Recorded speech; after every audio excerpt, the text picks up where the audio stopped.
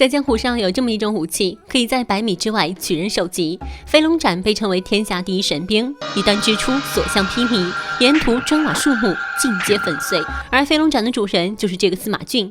自从司马俊攀上了王爷这根高枝之后，一直扶摇直上，富贵逼人，跟着王爷鱼肉百姓，无恶不作。某天，王爷的背后长了一个毒疮，府内的太医们全都束手无策。王爷疼痛难忍，怒骂太医没有本事，下令统统斩首。眼看自己就要扛不住了，王爷立刻让手下的杨总管去请神医傅长春。傅长春是宫中的御医，杨总管带人强行闯入宅邸，将其带走。虽说是来到了府里，可这傅神医刚正不阿，说什么也不愿意给王爷这个禽兽治病。神医刚一转头出门，王爷便使出苦肉计，故意痛叫。神医一听，又折返回去。医者最不能做的就是见死不救。看过王爷背后的毒疮之后，神医面露难色。王爷所中的是72种毒疮中最厉害的一种，名为百鸟朝凤，不在7天内及时医治，必死无疑。此病必须要长生藤才能治好。而神医的好友谭药师刚好有这一味药，神医写下了一封引荐信，信中写下是太子需要用药。旁人不解，出声询问，神医如实告知。谭药师平日里最痛恨的就是王爷，如果如实告知的话，恐怕拿不到长生藤。王爷问起长生藤的用法，神医解释，拿到长生藤之后，要用火烧烤成炭，敷在患处，3日之后自会痊愈。他还特意强调，长生藤不能遇水，否则药性全无。王爷假意感谢神医，可他心里早已经对神医的多次顶撞感到不满。如今已经得知了长生藤的用法，神医也没有必要留着了。在神医走后，王爷立刻命令得力干将司马俊去取神医的首级。司马俊手中飞龙斩无人可敌，只一下，神医便身首异处。长生藤关系重大，王爷委任司马俊亲自去取，可身边的杨总管却吹起了耳风，劝说王爷要小心提防司马俊。王爷为了确保万无一失，决定再派几个人一起跟着司马俊去取药。这几个人分别是草莽飞狼苗飞、阴间秀才陈自飞、飞天老鼠彭大虎、铁指魔女莎莎、冷面虎房松以及草上飞牛金星。名字听起来个个的炫酷，就是不知道本事怎么样。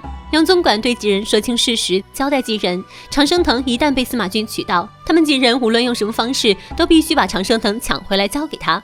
几人急着建功立业，想都没想就答应了下来。就这样，司马俊带着这几个奇人异士一同出发。他们连夜赶路，马不停蹄地到达了谭药师的家中。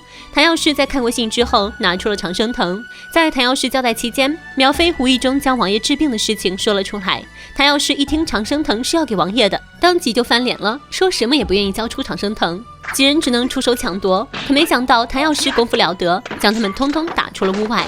司马俊假意撤退，没走多远，他就掷出背上的飞龙斩，2把飞龙斩一起飞出。纵使谭药师功夫了得，但也命丧刀下。腰间掉落的药瓶也被草上飞顺手给拿走。谭药师的女儿小花在归家之后，看到父亲惨死，痛哭不已。司马俊在取得了长生藤之后，顺利的和其他几人会合。他痛殴了苗飞一顿，怒骂他差点坏了大事。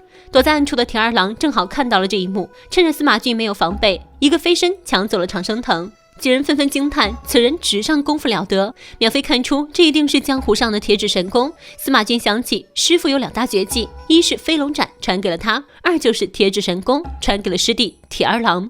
师弟刚好住在附近，司马俊让几人去十里坡等他，自己要去会会师弟。司马俊一路前往铁二郎家，见到家中无人，便开始四下翻找。谁知铁二郎这时刚好回到家中，两人嘴上虽然在嘘寒问暖，可心里都有数。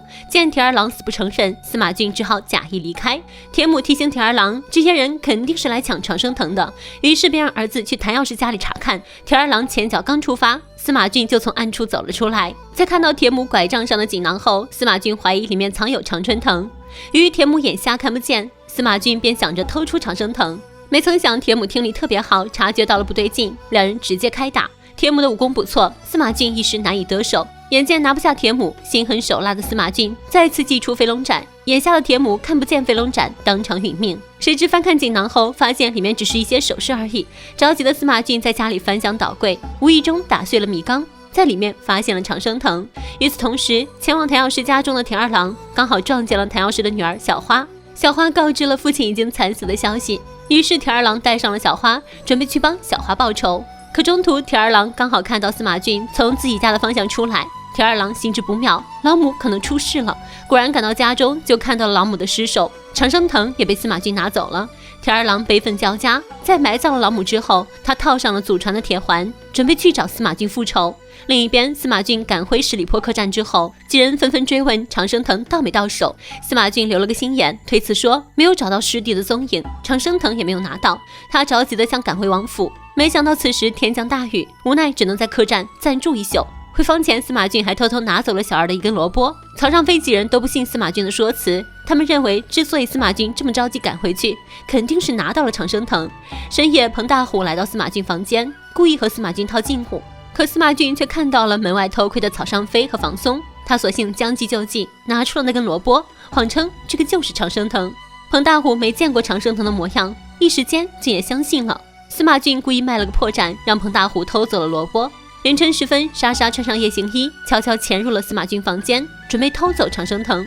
但司马骏早有防备，两个人打在一起，莎莎不敌，只能远遁。这边把萝卜当成常生藤的彭大虎，正打算趁着夜色偷溜回去邀功，却被门外的曹尚飞和房松逮个正着。谁能够抢到常生藤回去，那可是头功一件。原本就貌合神离的几人更是大打出手，争抢萝卜。回来的莎莎刚好撞见了彭大虎，于是一爪子掐死了他。可苗飞却认出这只是根萝卜，发现被耍的几人看到了准备逃跑的司马骏，便骑马追赶。几人刚走，小花就赶到了十里坡。曹尚飞走在最后，看到小花的美貌后色心顿起，但小花却认出了曹尚飞随身携带的药瓶，以为面前这人就是杀父的司马骏。小花拔出双刀砍向曹尚飞，曹尚飞功夫太烂，被小花弄死。临死前，他告知小花自己不是司马骏，真正的司马骏早已经逃走了。司马骏逃了一夜，却被铁二郎拦住。仇人见面，分外眼红。铁二郎二话不说，上来就是干。两人交手数个回合，铁二郎的棍子被打飞，他又使出了祖传的铁环，依旧是不敌。所幸小花及时赶到，两人和司马骏缠斗在一起。司马骏武功高强，即使是以一敌二也是不落下风，还打伤了两人。莎莎此时也拍马赶到，四人一同乱交。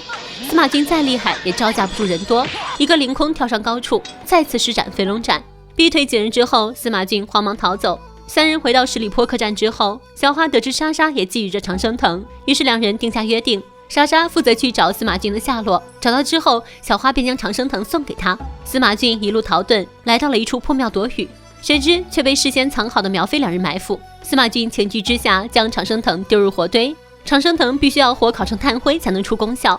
几人并不知道这件事情，误以为常生藤被烧毁。莎莎在得知真相之后，带着铁二郎和小花赶回了破庙，却发现烧成灰的常生藤已经被司马骏给拿走了。几人一路追赶，终于在酒楼里发现了司马骏的消息。铁二郎想上去硬拼，可莎莎担心两人对付不了他的飞龙斩，决定使用美人计接近司马骏，先找常生藤，再偷飞龙斩。然而虽然成功的色诱了司马骏，但莎莎却没有找到常生藤的炭灰，自己偷飞龙斩时也被司马骏发现。司马骏逃到一处河边，他没有找到船只。此时铁二郎三人已经追了上来，情急之下，司马骏只好跳入河中，游到了对岸。在岸边抢了一匹马之后，司马骏火急火燎地赶回王府。此时的王爷已经病入膏肓，一听司马骏回来，立刻欢喜不已。可当司马骏拿出常生藤的炭灰时，里面已经被水打湿。眼见常生藤失去了效用，王爷大怒，当即让手下杀掉司马骏。司马骏不得不再一次杀出一条血路，逃出了王爷府。可没走多远，铁二郎和小花就挡在了司马骏身前。司马骏掷出飞龙斩，铁二郎分别使用棍子和铁环抵挡，均被飞龙斩所毁。此时后面王府的追兵也赶来了，司马骏不得不暂时撤离。司马骏跑了，铁二郎和小花找不到司马骏的踪迹，便整日在城内乱晃。此时他们遇到了莎莎，莎莎觉得司马骏可能在荒凉的渔村藏身，这个脑回路真的很新奇。于是三个人便来到了渔村，寻找司马骏的身影。在观看渔民们捕鱼时，铁二郎突然想到可以用渔网来破飞龙斩。另一边，因为司马骏逃走，王爷便下令悬赏司马骏。城内到处都贴满了司马骏的画像，司马骏只好换了身装扮，藏身到了朋友的酒窖中。朋友还吩咐小二去准备一条渔船，但小二好奇是谁要渔船，便去酒窖查看。不看不知道，一看吓一跳，此人正是全城通缉犯司马骏，立刻上报了王府。莎莎几人都觉得不要打草惊蛇，先将司马骏送到渔村，再和铁二郎等人一起诛杀司马骏。司马骏就这样不知不觉地上了船，被送到了渔村。来到渔村之后，所有人齐聚一堂。司马骏自知在劫难逃，再次祭出飞龙斩。除了铁二郎和小花以外，其余人全都命丧当场。铁二郎连忙拉开渔网，用来阻止飞龙斩。这招果然有效，飞龙斩撞到渔网之后威力大减。可司马俊转头就将所有架设渔网的木桩打倒，失去了渔网的控制，飞龙斩变得肆无忌惮。铁二郎和小花身体多处挂彩，眼看就要殒命，两人立即用人力拉起渔网，挡下了飞龙斩的攻击。